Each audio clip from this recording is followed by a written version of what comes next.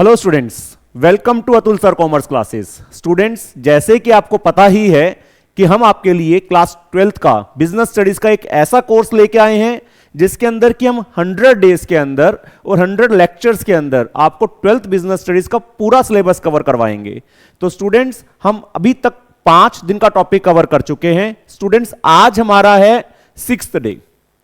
तो आज 6th day हम जो कवर करेंगे टॉपिक, उसका नाम है मैनेजमेंट एज ए साइंस। तो स्टूडेंट्स, हमारा जो टॉपिक बेसिकली चल रहा है वो है मैनेजमेंट के नेचर के बारे में, नेचर ऑफ मैनेजमेंट। मैंने आपको पहले भी बताया, जो मैनेजमेंट का नेचर है उसके अंदर हम 3 चीजों के साथ मैनेजमेंट को कंपेयर करेंगे, आर्ट के साथ, साइंस के साथ और प्रोफेशन के साथ। तो आज स्टूडेंट्स हम मैनेजमेंट को साइंस के साथ कंपेयर करेंगे। तो स्टूडेंट्स, हमारा कोई भी लेक्चर है वो बेसिकली 2 पार्ट्स में डिवाइडेड है। फर्स्ट पार्ट में हम उस टॉपिक के बारे में आपको बहुत डिटेल में एक्सप्लेन करेंगे, जिससे कि आपको उसकी डिटेल नॉलेज हो जाए। कोई भी कहीं से भी केस स्टडीज आ जाए, कुछ भी आ जाए, आप उसको अटेम्प्ट कर सकें। दूसरे पार्ट में हम एनसीईआरटी के जो सिंप्लीफाइड नोट्स हमने बना रखे हैं उसमें से एक्सप्लेन करेंगे, ताकि पेपर में जो अटेम्प्ट कैसे करना है उसके बारे में नॉलेज हो। तो स्टूडेंट्स, हमने बड़ी अपनी तरफ से ट्राई करी है कि आपके लिए एक परफेक्ट कोर्स लेके आए, जिसके अंदर की कोई भी बच्चा क्यों ना हो, उसको कोई भी प्रॉब्लम क्यों ना हो, उसको आसानी से सॉर्ट आउट किया जा सके। तो स्टूडेंट्स, देखते हैं आज का topic, management as a science. तो स्टूडेंट्स, सबसे पहले तो हमें पता होना चाहिए कि साइंस क्या है। बेसिकली साइंस एक ऐसी सिस्टमैटिक बॉडी ऑफ नॉलेज है, जैसे आपने 9th 10th क्लास के अंदर फिजिक्स पढ़ी है, केमिस्ट्री पढ़ी है, जिसके अंदर की अपनी एक सिस्टमैटिक बॉडी ऑफ नॉलेज है विच explains certain general truths. Real life के अंदर काफी सारी ऐसी चीजें हैं जो कि हम देखते हैं, जैसे एक एप्पल है, वो ग्राउंड की तरफ ही गिरता है, ऊपर नहीं जाता, तो वो एक सच्चाई है। तो साइंस बेसिकली ऐसी जितनी भी सच्चाई है जो आपको आसपास अपने फिनोमिनाज नजर आते हैं, उनको एक्सप्लेन करती है। अब क्वेश्चन अराइज होता है कि मैनेजमेंट भी अपने आप में एक साइंस है या नहीं। तो उसके लिए हमें साइंस के फीचर्स को मैनेजमेंट के फीचर्स के साथ कंपेयर करना पड़ेगा। तो स्टूडेंट, साइंस के 3 फीचर्स हैं, उन फीचर्स के साथ हमें मैनेजमेंट के फीचर्स को कंपेयर करना पड़ेगा। पहला फीचर है सिस्टमेटाइज्ड बॉडी ऑफ नॉलेज।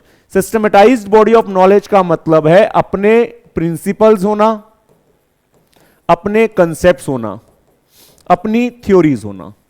तो हर एक साइंस के अंदर अपने प्रिंसिपल्स हैं, अपने कंसेप्ट्स हैं, अपनी थ्योरीज हैं, जिनको कि हम रियल लाइफ में अप्लाई कर सकते हैं। और जो साइंस के प्रिंसिपल्स हैं, बेसिकली वो हमें कॉज एंड इफेक्ट के बीच में रिलेशनशिप बता रहे हैं। कॉज एंड इफेक्ट रिलेशनशिप का मतलब है कि अगर कोई इफेक्ट आ रहा है, इफेक्ट जैसे एप्पल फॉल्स टुवर्ड्स ग्राउंड, ये एक इफेक्ट आया, उसका कारण क्या है, उसका कॉज क्या है? जैसे उसका कॉज है लॉ ऑफ ग्रेविटी।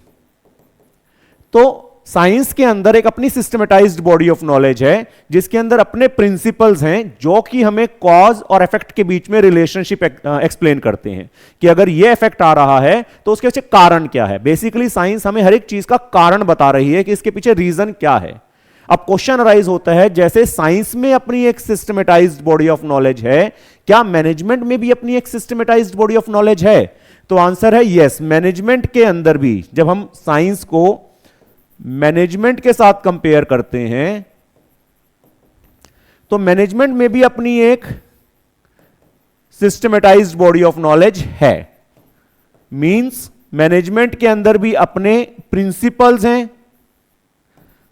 जो कि हमें कॉज एंड इफेक्ट के बीच में रिलेशनशिप को एक्सप्लेन करते हैं। जैसे साइंस के प्रिंसिपल्स ने हमारी कॉज और इफेक्ट रिलेशनशिप को एक्सप्लेन करा, वैसे मैनेजमेंट के प्रिंसिपल्स भी कॉज एंड इफेक्ट रिलेशनशिप को एक्सप्लेन करते हैं। जैसे कि हम आपको नेक्स्ट चैप्टर में करवाएंगे डिवीजन ऑफ वर्क, कि अगर काम को बांट दिया जाए छोटे छोटे पार्ट्स में और एक इंडिविजुअल एक ही काम को करे, तो वर्कर का एफिशिएंसी लेवल बढ़ जाएगा। तो वहां पर इफेक्ट है एफिशिएंसी लेवल का बढ़ना, और उसका कॉज था काम को छोटे छोटे पार्ट्स में डिवाइड करना। तो जैसे साइंस के अपने प्रिंसिपल्स हैं which are explaining the cause and effect relationship, similarly management के भी अपने प्रिंसिपल्स हैं जो कि कॉज एंड इफेक्ट रिलेशनशिप के बारे में बता रहे हैं। तो स्टूडेंट्स, हम कह सकते हैं कि फर्स्ट फीचर जो साइंस का है वो मैनेजमेंट के अंदर प्रेजेंट है। सेकंड फीचर की अगर हम बात करते हैं, सेकंड है प्रिंसिपल्स बेस्ड ऑन एक्सपेरिमेंटेशंस। अब साइंस के अंदर जितने भी प्रिंसिपल्स बने हैं वो बने कैसे हैं? पहले रियल लाइफ में किसी चीज को ऑब्जर्व किया गया है, ऑब्जर्वेशन के बाद रिपीटेड एक्सपेरिमेंटेशंस होती हैं। 10th क्लास तक आपने देखा है कि साइंस के अंदर कोई भी प्रिंसिपल बनेगा उसके लिए रियल लाइफ में पहले किसी चीज को ऑब्जर्व किया गया होगा और बार बार एक्सपेरिमेंटेशन होगा, और एक्सपेरिमेंटेशन का जो आउटकम होगा वो 100% रेप्लिकेट होगा। रेप्लिकेट का मतलब होता है हर बारी as it is same result आएगा। अगर आप साइंस के अंदर एक एक्सपेरिमेंट को 100 बार ही करोगे तो 100 के 100 बार सेम रिजल्ट आएगा, रेप्लिकेट होगा। 100% आप प्रेडिक्ट कर सकते हो कि उसका आउटकम क्या होगा। जैसे एक एप्पल को अगर आप ऊपर से नीचे गिराएंगे, एक्सपेरिमेंट करके देखते हैं अलग अलग जगह पर, तो हर बार एप्पल ऊपर से नीचे ही आएगा। It means every time the outcome of the experimentation will be replicated. अब क्वेश्चन अराइज होता है, जैसे साइंस के प्रिंसिपल्स के अंदर हमने रियल लाइफ में चीजों को ऑब्जर्व करा, फिर एक्सपेरिमेंटेशंस करी और उस एक्सपेरिमेंटेशन का आउटकम हर बार सेम आया, क्या मैनेजमेंट में भी ऐसा है? तो मैनेजमेंट के अंदर भी मैनेजमेंट के जो प्रिंसिपल्स बनाए गए हैं उनको ऑब्जर्वेशन के बेसिस पर बनाया गया है। जो मैनेजमेंट के एक्सपर्ट्स हुए हैं उन्होंने कई चीजों को ऑब्जर्व करा। जैसे हेनरी फ्योल एक एक्सपर्ट थे, उन्होंने ऑब्जर्व करा कि काम को अगर बांट दिया जाए तो एफिशिएंसी लेवल बढ़ जाएगा। उन्होंने उस ऑब्जर्वेशन के बेसिस पर अलग अलग ऑर्गेनाइजेशंस में काफी बारी एक्सपेरिमेंटेशंस करी कि हर बारी काम को बांट के देखते हैं जिससे कि प्रिंसिपल बन सके। बट मैनेजमेंट के अंदर outcome can not B replicated. यहां पर यह थोड़ा सा प्रॉब्लम आ गई कि साइंस के अंदर हर बार आउटकम सेम आ रहा था, मैनेजमेंट के अंदर हर बार आउटकम सेम नहीं आएगा, because it is applicable on the human behaviour. अब ह्यूमन बींग्स के बारे में 100% प्रेडिक्ट तो हम कुछ नहीं कर सकते।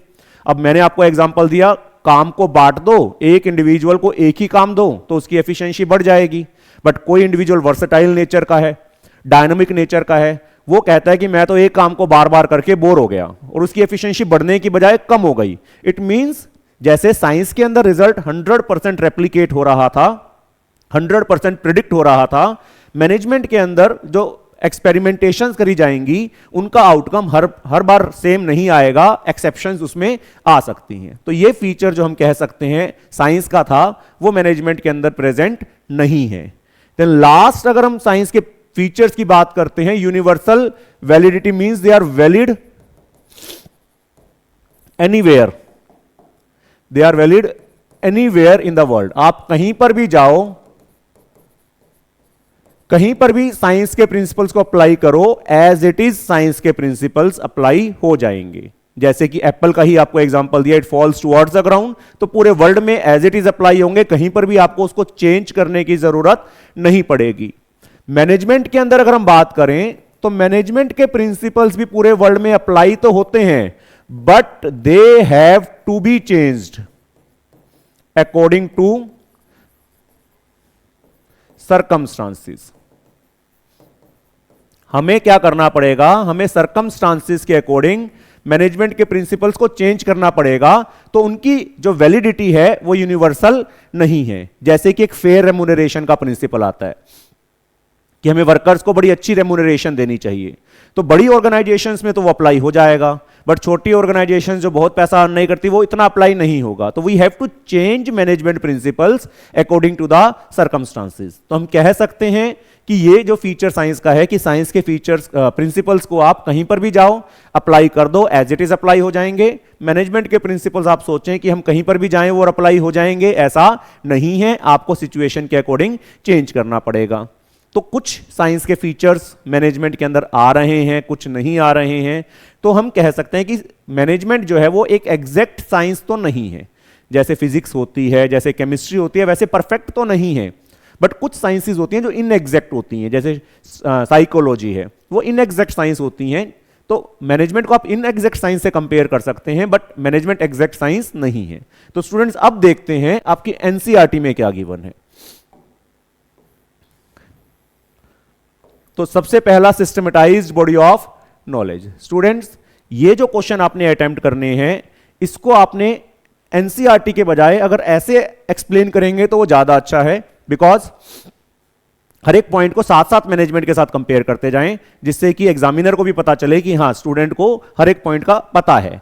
तो science is a systematic body of knowledge, its principles are based on a cause and effect relationship. मैंने बताया साइंस की अपनी एक सिस्टमैटिक बॉडी ऑफ नॉलेज है, प्रिंसिपल्स हैं जो हमें कॉज और इफेक्ट के बीच में रिलेशनशिप बता रहे हैं। जैसे the phenomenon of an apple falling from a tree towards the ground is explained by the law of gravity. Law of gravity हमें कॉज एंड इफेक्ट बताता है कि कॉज है लॉ ऑफ ग्रेविटी और उसका इफेक्ट है things will always fall towards the ground. Management की भी अपनी एक सिस्टमैटिक बॉडी ऑफ नॉलेज है, अपने प्रिंसिपल्स हैं, अपनी थ्योरीज हैं। जैसे बाकी साइंस के अंदर अपनी वोकैबुलरी है, टर्म्स हैं, कंसेप्ट्स हैं, वैसे मैनेजमेंट के अंदर भी अपनी टर्म्स हैं, कंसेप्ट्स हैं। जैसे साइंस के प्रिंसिपल्स कॉज एंड इफेक्ट बताते हैं, मैनेजमेंट के प्रिंसिपल्स भी बताते हैं। So this feature of science is present in management. तो पहला फीचर तो साइंस का मैनेजमेंट में प्रेजेंट है। सेकंड देखते हैं principles based on experimentations. Scientific principles are first develop through observation. मैंने आपको बताया पहले हम रियल लाइफ में चीजों को ऑब्जर्व करेंगे, फिर बार बार एक्सपेरिमेंटेशन करेंगे कंट्रोल्ड कंडीशंस में, और जो आउटकम आएगा एक्सपेरिमेंट्स का वो 100% प्रिडिक्ट कर सकते हैं या रेप्लिकेट कर सकते हैं। तो साइंस के अंदर जितनी बार भी आप एक्सपेरिमेंट्स करेंगे आउटकम सेम आएगा। Management, the principles of management भी जो बनाए गए हैं वो रिपीटेड एक्सपेरिमेंटेशंस और ऑब्जर्वेशंस के बेसिस पर बनाए गए हैं। बट प्रॉब्लम क्या है, हम ह्यूमन बीइंग्स के साथ डील करते हैं, ह्यूमन बिहेवियर से डील करते हैं, तो आउटकम जो एक्सपेरिमेंट का आएगा उसको हम एक्यूरेटली प्रेडिक्ट या रेप्लिकेट नहीं कर सकते। मतलब हर बार आप सोचें कि सेम आउटकम आएगा तो नहीं आएगा। तो ये फीचर जो साइंस का है वो मैनेजमेंट के अंदर प्रेजेंट नहीं है।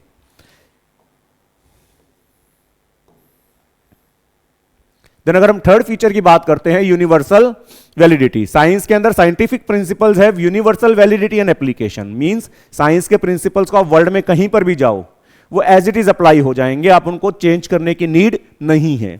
मैनेजमेंट के प्रिंसिपल्स साइंस के प्रिंसिपल्स के जितने एग्जैक्ट नहीं है, उनकी एप्लीकेशन और यूज यूनिवर्सल नहीं है।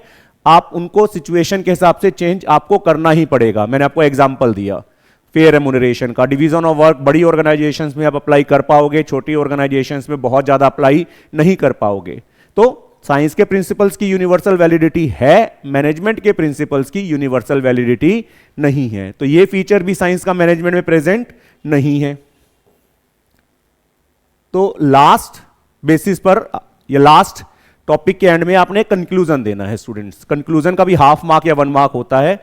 तो on the basis of above discussion we find that management satisfies some of the features of science whereas it does not satisfy other features। Management science के कुछ फीचर्स को तो सेटिस्फाई कर रहा है, कुछ फीचर्स को सेटिस्फाई नहीं करता। So management can not be considered as an exact science. तो मैनेजमेंट को आप एग्जैक्ट साइंस तो नहीं कह सकते फिजिक्स और केमिस्ट्री की तरह, बट उसको हम इनएग्जैक्ट साइंस या सोशल साइंस कह सकते हैं। जैसे साइकोलॉजी होती है वो एक इनएग्जैक्ट साइंस है, वैसे मैनेजमेंट भी अपने आप में इनएग्जैक्ट साइंस है। तो स्टूडेंट्स उम्मीद है आपको ये टॉपिक बड़े अच्छे से समझ में आया होगा, और ये टॉपिक तो ऐसे हैं जो आपको साथ के साथ याद भी हो जाएं। तो स्टूडेंट हमारी एडवाइस हमेशा यही रहेगी कि टॉपिक के साथ आप अपनी नोटबुक के अंदर अपने नोट्स भी बना लें, जिससे कि बाद में आपको याद करने के अंदर कोई प्रॉब्लम ना आए। Thank you students.